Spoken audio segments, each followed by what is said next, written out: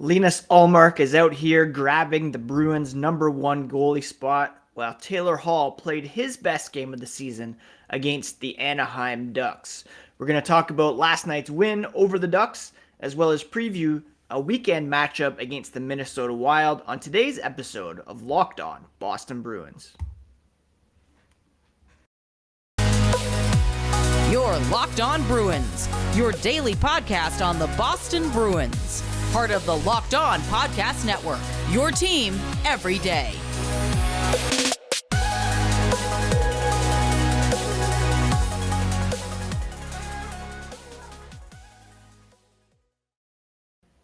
What is up, Bruins fans, and welcome back to the Locked On Boston Bruins podcast. I'm your host, Ian McLaren, and this is a daily show where we discuss all things Spoked B. Today is Friday, October 21st, and I want to thank you so much for making Locked On Bruins part of your day every day. The podcast's free and available on your favorite podcast app as well as on YouTube, so please do subscribe so that you never miss a thing. Today's episode is brought to you by BetOnline.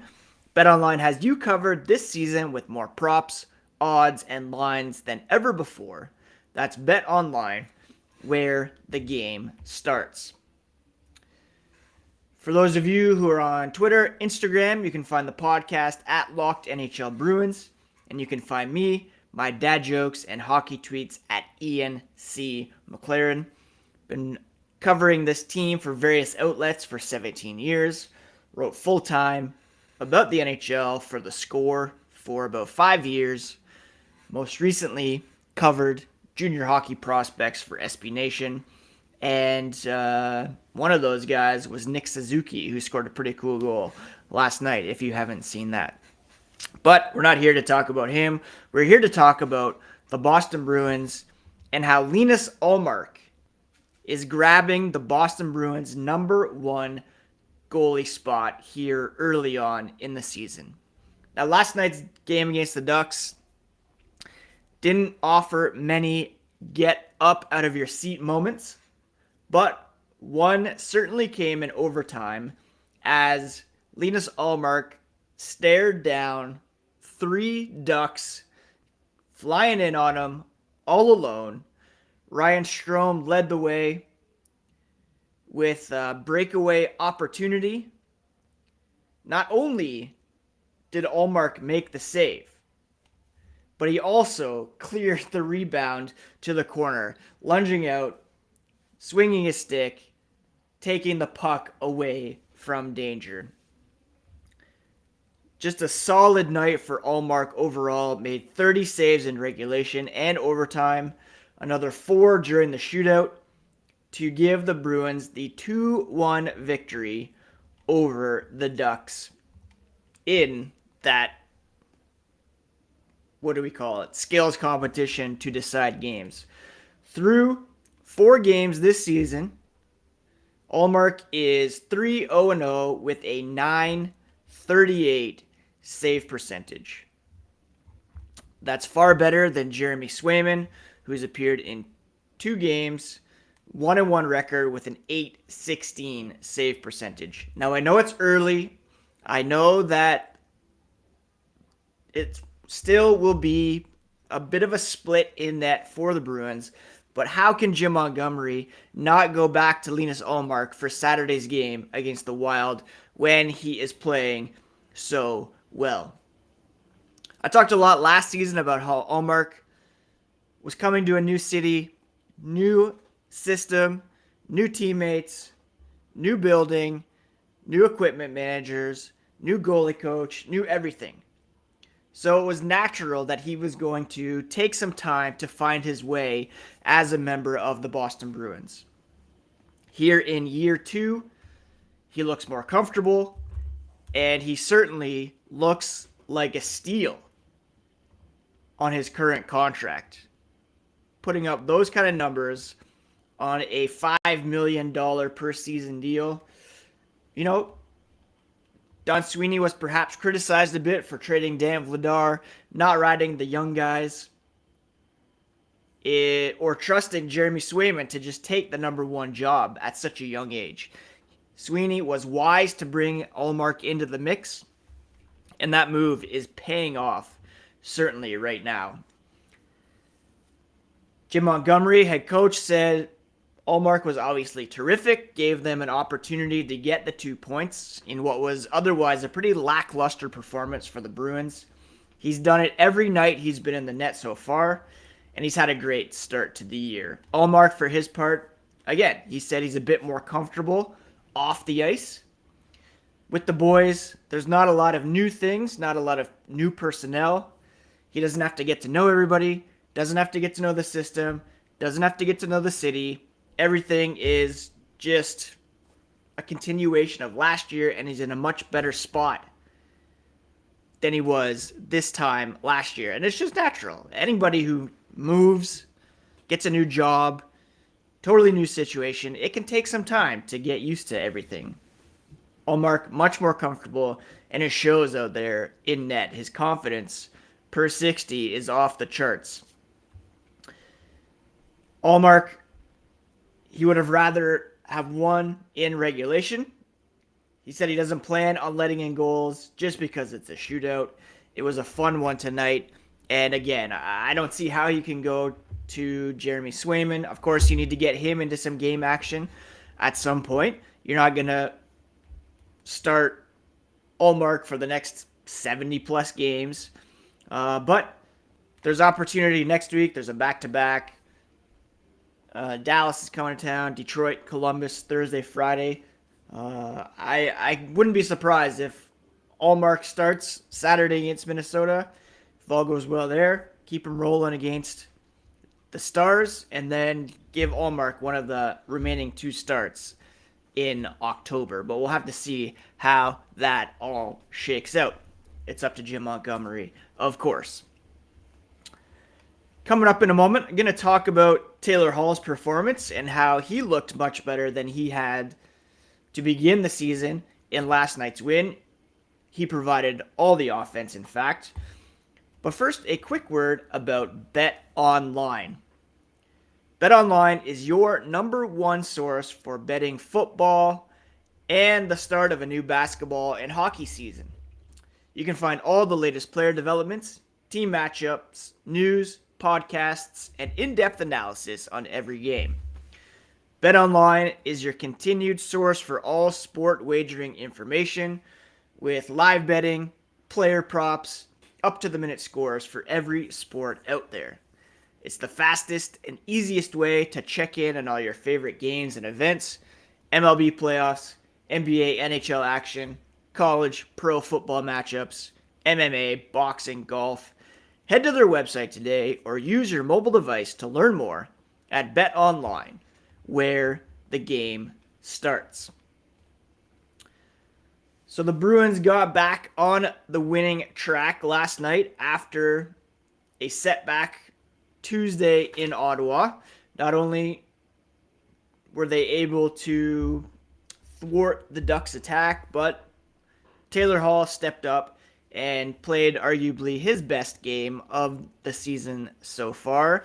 He scored the lone goal in regulation for the Bruins, 2 shots on goal in 18 minutes of play. A couple other guys combined for 17 shots of their own. Jake DeBrusk, David Pastrnak, DeBrusk with 9 shots, Pastrnak with 8. DeBrusk did have a beautiful goal that was wiped out due to an offside review. But Taylor Hall scored one that counted. He admitted that he hasn't played up to par so far this season, especially the last couple games against Florida and Ottawa. He was injured in the preseason, so there was some concern that this injury was kind of spilling over into the regular season. He didn't get the time off that he needed. Is that something that's still hindering him? Hall admitted it wasn't the preseason that he wanted, getting injured, not having game reps that get you into exhibition games. He wanted to get his legs under him, feel like he can play with pace. he hadn't played well the last couple games, and he said it was important for him personally, whether he got on the board or not, to find his game and the way that he has to play all season long. And tonight was a decent start forward, he said. He opened the scoring, Hall did, 2:31 into the second period after he blocked John Gibson's odd and ill-advised clearing attempt, spun, whacked it home for his second goal of the season. Hall, like we were all thinking, said Gibson probably should have covered that puck. Doesn't happen very often, but he stuck around the net, waited for a loose puck, knew that if he poke-checked it out, he probably wouldn't be able to see the ice as well as he wanted to. He got a lot of wood on the shot, and it got past him. Then he scored the lone shootout goal for the Bruins in the fourth round, streaking in on Gibson, burned him with a wrister 5-hole. Jim Montgomery said he thought Hall played a hard game. He protected pucks, which is one of his strengths. He had the puck on a stick for about 45 seconds tonight, Montgomery said. When a gifted offensive player like Taylor Hall has the puck on his stick a lot, he feels better about himself. And then you saw the rest of his game. He made some good defensive plays. He had a huge hit on Cam Fowler in the third and was really involved. And hopefully Taylor Hall can keep that going moving forward. Before I award the big bear of the game, note about Matt Grzelcyk's season debut. Jim Montgomery said he was so good, moved him up to the top pairing along with Hampus Lindholm because he was playing well. Good player, good to have him back, Montgomery said, and all Bruins fans, or most Bruins fans anyways, would agree. Grzelcyk said he felt good, great to be back out there, and he was a bit anxious before the game, but he's glad to be back. The guys have been playing great in his absence, and the Bruins still have Brad Marchand and Charlie McAvoy to welcome back. And the team's just going to be that much better, I think, because of it. On the flip side, Jack Studnicka made his season debut. He took 2 penalties, only 8 minutes of ice time. Did not make a strong first impression. And here's the thing with a guy like Studnicka. He needs to play in order to get his confidence up and to assert himself. Jim Montgomery would not commit to putting him back in the lineup for tomorrow's game against the Wild, and that's obviously got to be discouraging for him. If you know that you have such a short leash, you're going to be a bit more skittish out there. Montgomery did say the whole team didn't play very well. 0 for 5 on the power play. They're now only 3 for 17 on the season, which is not great. Nothing to do with Studnicka, as he did not get any power play time. But it's going to be a decision as to whether they bring Craig Smith back into the lineup, bring Jacob Lauko back into the lineup, and allow Studnicka to sit. And it could come to a boiling point here where they either look to move him or risk putting him on waivers in an attempt to send him down to Providence, where he could get some much needed playing time to get his confidence up. It's just a situation where they're so deep down the middle. He's perhaps, he did play third line center last night with Coyle pivoting to the wing. If they're going to commit to playing him, they need to give him an extended run. And that's been an issue with a lot of younger players. And that was one of the criticisms on Bruce Cassidy, younger guys didn't feel like they were able to make mistakes. They would be pulled right away. And Studnicka needs to know that they believe in him, that they think he can be a contributing member, and just have the confidence to give him extended playing time. When it comes to Big Bear of the night, if a guy gets 9 shots on goal, I don't know how you could deny that. Jake DeBrusk looked fantastic again in this one. He did have that goal that was called back, which was unfortunate. Still off to an amazing start. 4 games played, 21 shots on goal, 2 goals, 3 assists for 5 points.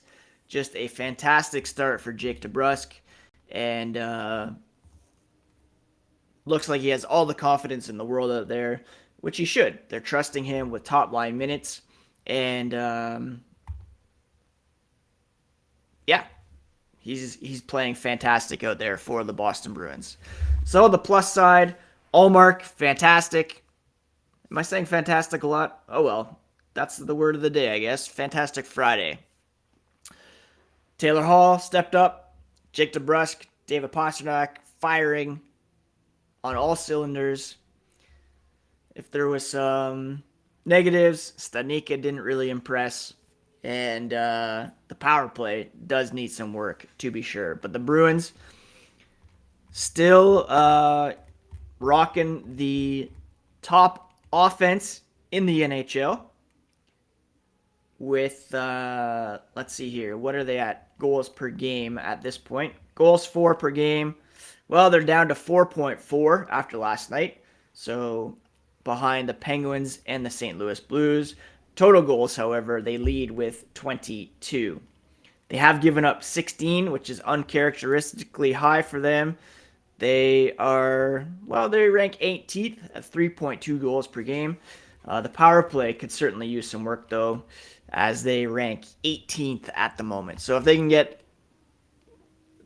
the power play working, last year it was more power play was clicking a bit, but they couldn't score 5-on-5. This year it's kind of the reverse. They're scoring 5-on-5, but they need to get the power play going, and hopefully they can do so beginning Saturday against the Wild, a game that we will tee up here next. But first, I want to thank you again for making Locked On Boston Bruins your first listen today. Now check out the Game to Game NHL show. Every moment, every top performance, every result. Locked On Game to Game covers it all from across the NHL with local analysis that only Locked On can deliver. Follow Game to Game on Locked On NHL, available on the Odyssey app, YouTube, and wherever you get podcasts. So the Boston Bruins will be back in action on Saturday. It's an afternoon game against the Minnesota Wild. Minnesota beating the Vancouver Canucks in overtime last night to earn their first win of the season. So they will be looking to build off that momentum and keep it going. They have a pretty talented and deep squad. Again, off to not the greatest of starts, and they'll be looking to keep it going. Now, they are led in scoring by Matt Zuccarello and Kirill Kaprizov. They each have 8 points through 4 games, 4 goals, 4 assists each. Rookie defenseman Kalen Addison with 6 assists to his credit. Keep an eye on him for sure. And then Matt Boldy, Joel Eriksson Ek rounding out their top 5. Their goaltending has been pretty shaky to begin the season. Marc-Andre Fleury, he's 1-1 with an .813 save percentage. Philip Gustafsson, 0-2 with an .860 save percentage. So very vulnerable in net, to be sure. And the Bruins definitely have an opportunity here to keep their high-octane offense going against a goaltending duo that is quite leaky to begin the season. When it comes to possession stats, Minnesota positive in terms of shot attempt differential, 51.63.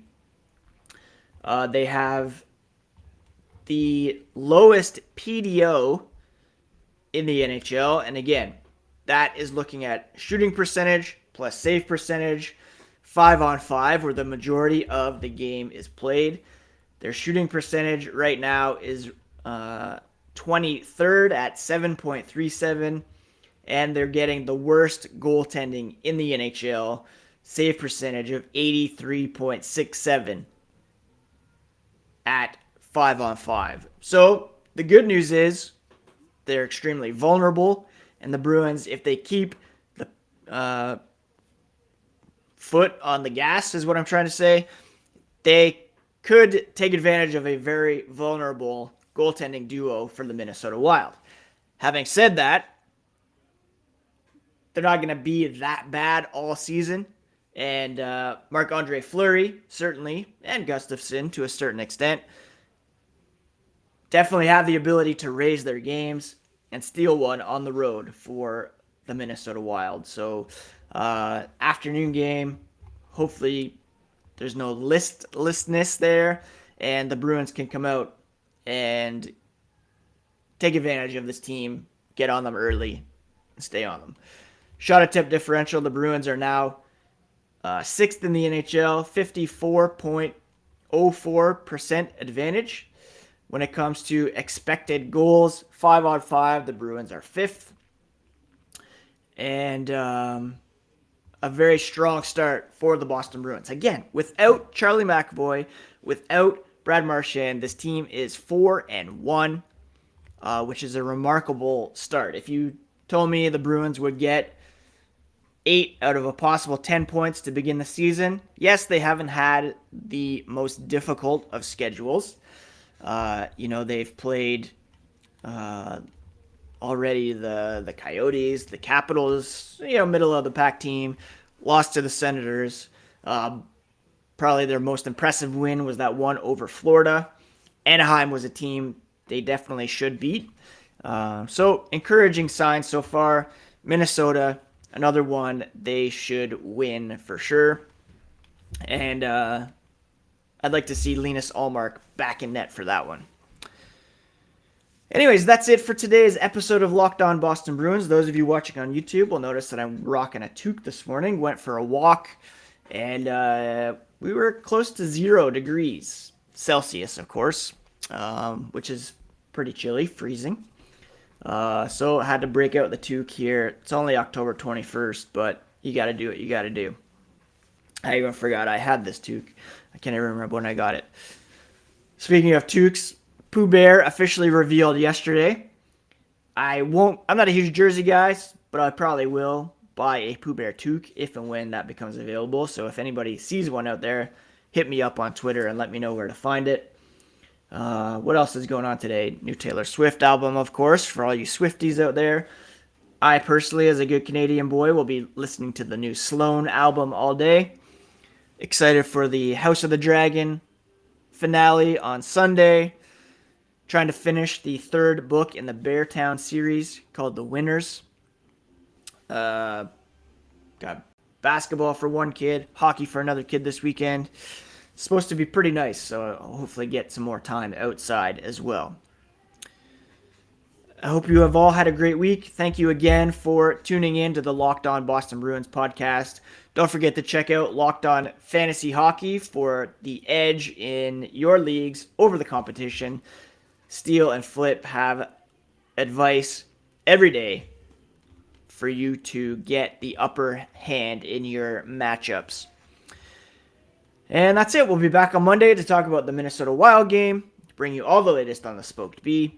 And don't forget to subscribe to the YouTube page for some bonus shorts whenever something big happens in Bruins land.